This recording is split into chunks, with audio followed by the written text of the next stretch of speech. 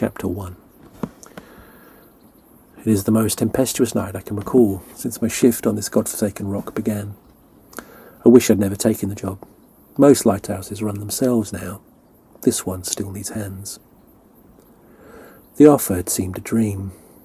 The Bahamas. A weatherboard cottage came with the post, not unlike the ones back in New Zealand. Children would grow up with salt in their hair. We would be fed well. We would live in paradise. The work still smelled of metal and kerosene. Resistant, stubbornly human. All I had to do was keep the mechanism cranked so the light flashed true and keep the fuel topped. For that, the ship stayed clear of the reef.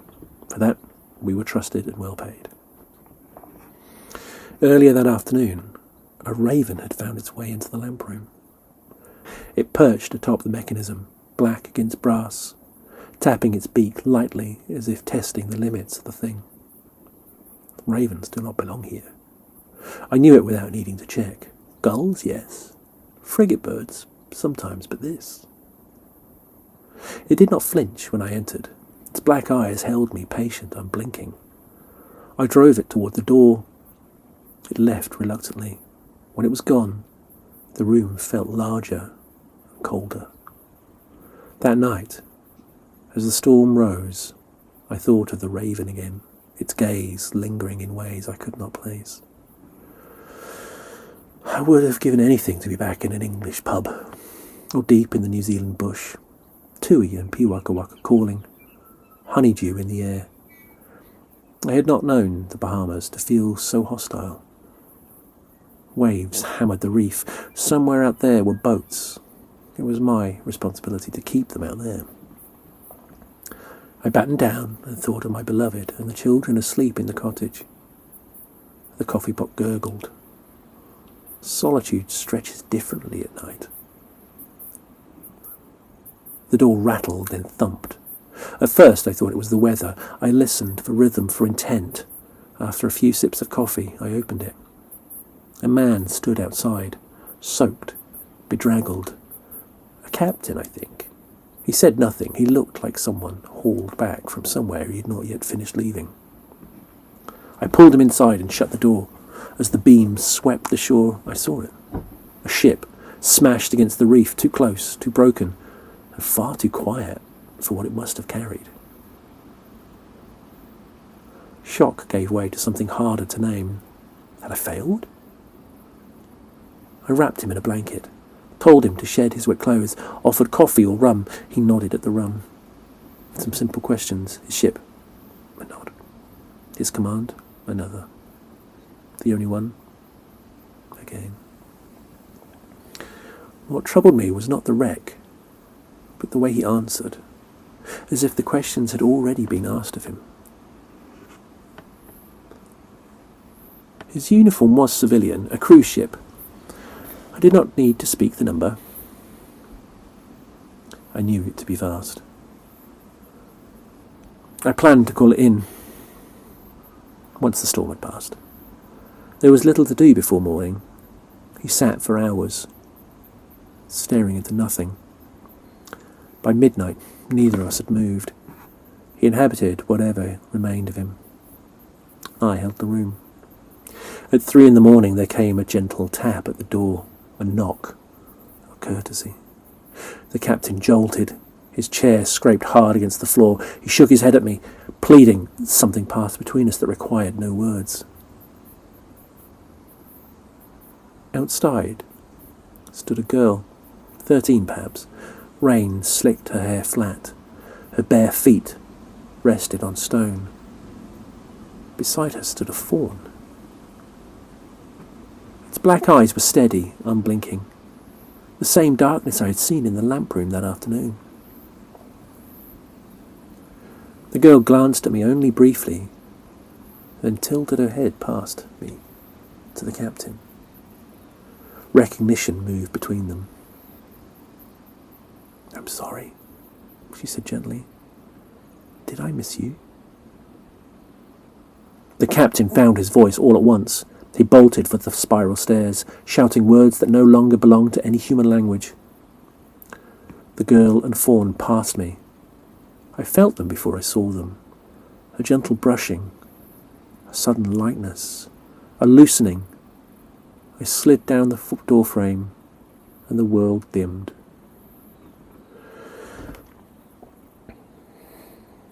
Morning came. The captain sat at the table, upright, hands folded. His face had settled into something almost peaceful. Not relief, not sleep. Just the stillness of a man who had finally stopped running. No sign of struggle. No one could say when he died. The storm had passed. The light had held. The beach was cleared. Fewer bodies recovered than the manifest held. Whether it was the sea that took them, or something else, I could not say. I said nothing. Out beyond the reef, the ship remained, steel torn open, cabins exposed to the sun, a carcass too heavy to sink, too broken to return. The beams swept over it again and again. Nothing more came ashore until my own days here were done, many decades later. In the years that followed, there were questions, from officials, from families, from men who had never stood alone with the working light and a dead man at their table. I answered what was asked, and no more. The sea is good at erasing details, and I learned to be the same. Yet some nights, when the beam swept the reef and found only water, I felt the weight of what I had kept. Not the captain, not the girl, but the space between them, the moment when I could have spoken and chose not to. The light still turned. Ships passed safely, but I came to understand that keeping the mechanism alive was not the same as keeping myself clean. Chapter 2. It was inevitable I would end up captaining a vessel. My father did. His father before him. Nearly every man in my family has lived this life at sea. My parents met on the Channel Ferry. What none of us expected was that the captaining I was to do was for a cruise ship in the Bahamas. I never found a woman I would call a life partner. There were many affairs, usually married women. They liked the uniform, the authority. I was never much of a catch outside of my rank, but uniform does a strange thing to desire. For 30 years I lived inside this ease.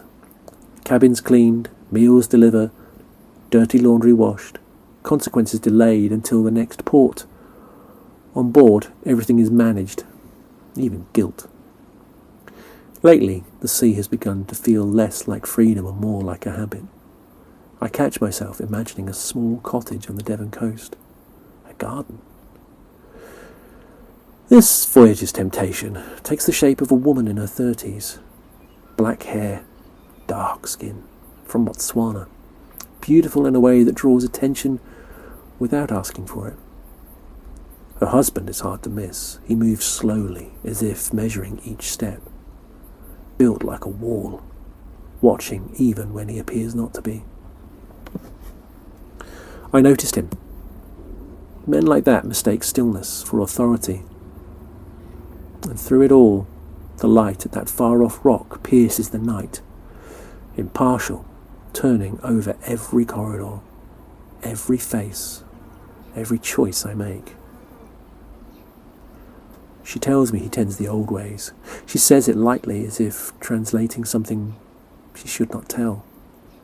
They wear no gold, no signs of wealth, only a single ring each. I notice it and dismissed it.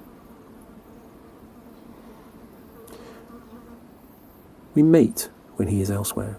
The ship is generous with corners, distractions and alibis. I tell myself she wants this. I tell myself I'm not the first man. I tell myself she has already decided. Women like that always do. When he finds us, it is without drama. A door opens, time tightens. He throws me once. I hit the wall. A second time, I'm already moving, running past faces that register what I am, and look away. Authority drains quickly when it is stripped bare. I'm not saying the storm came because of him. but I have sailed long enough to know when the air changes its mind mid-breath. I should be on the bridge, I know that. Instead I hide deep in the ship, where the engines thrum and the walls sweat. I feel the first impact through my feet, a long shudder, then another, metal complaining, the hull is given up. The alarms come too late. So does courage. People move past me with eyes already elsewhere. The ship lists, screams, rise and scatter. Water finds its way in, patient and cold. When I jump, I do not look back. I fled from my duty and did not waste time naming it. I swam toward the light. I know it is still burning, and in that light, far across the reef, I sense the unblinking eye, marking every failure, every escape, impartial and eternal.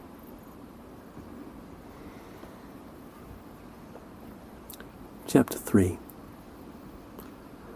We had known each other since childhood. She noticed my gifts before I understood them myself. When the voices first came, it was she who taught me how to listen without being taken. Because of that, our town prospered. The sick were eased, quarrels settled, and land remained generous. In her I was given more than any man deserves. Still, there were times I wished I had been ordinary. To carry such gifts is to never truly be alone.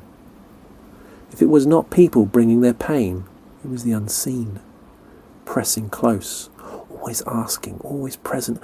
I served faithfully, but I longed for quiet. That hunger is what brought us onto the ship. At home, the land speaks, the rivers remember, but the sea belongs to no voice I know. I thought there I might rest, that we might step outside our names for a while. Instead, I wondered. Bright rooms, endless motion, distractions stacked upon distractions. I called it freedom. I called it rest. I did not see her drift until it was too late. When I found them, something in me broke open. It was not anger, as men usually know it. It was older, larger, a tearing loose. I reached outward, not with words, with need. Something answered. I did not command it. I only failed to close the door. What came was vast and indifferent. It took what was offered and more besides. When it was finished, there was no triumph, only wreckage, only the sound of water settling back into itself, and the beam still turned, turning over us all, impartial, eternal, holding our story. The price was not his alone. It was hers. It was mine. The sea carried the rest.